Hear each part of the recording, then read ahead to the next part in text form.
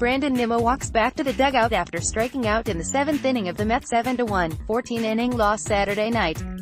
Anthony J. Causi Jacob deGrom had little help but plenty of company.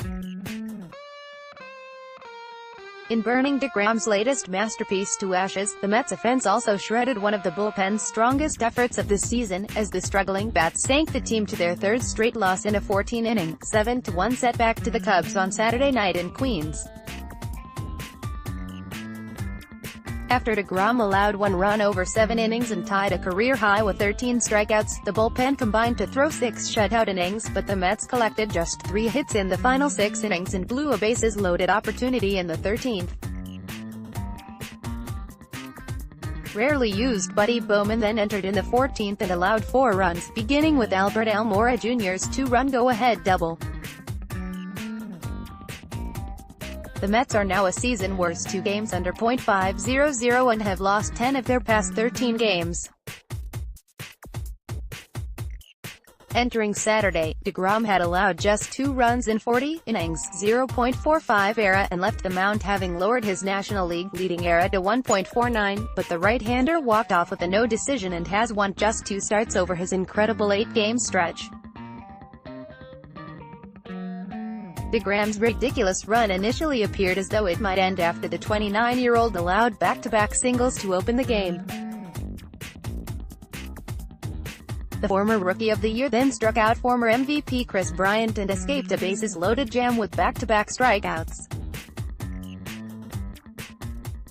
Jacob deGrom Anthony J. Causi deGrom then threw a perfect 10-pitch second inning en route to retiring 9 straight hitters and didn't allow his next hit until the 6th inning, when Hayward, Bryant and Anthony Rizzo hit consecutive singles to score the game's first run.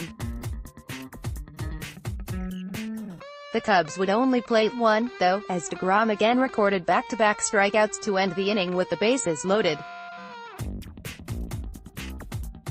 deGrom now has retired all 12 batters he has faced with the bases loaded this season, striking out 9.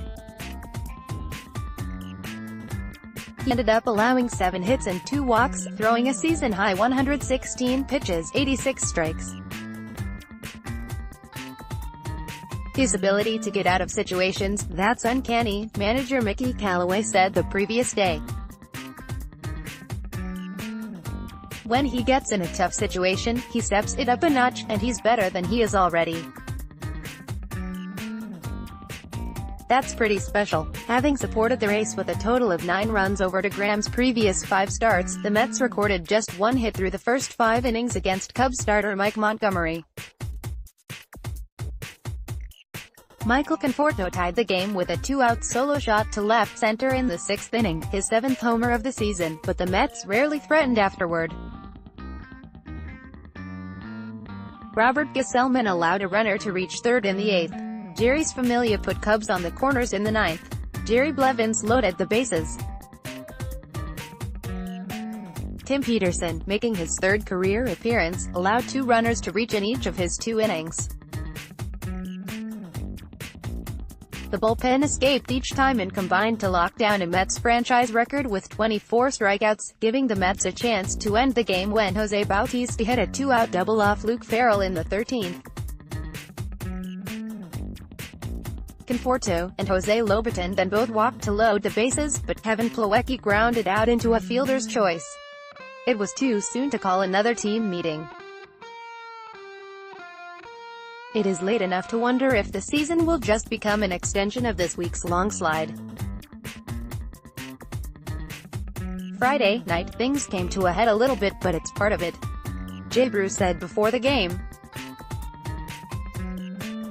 "I think that overall we have a group of guys here who know how to prepare, who know what to expect, and the expectations we have on ourselves could not be higher from anyone else.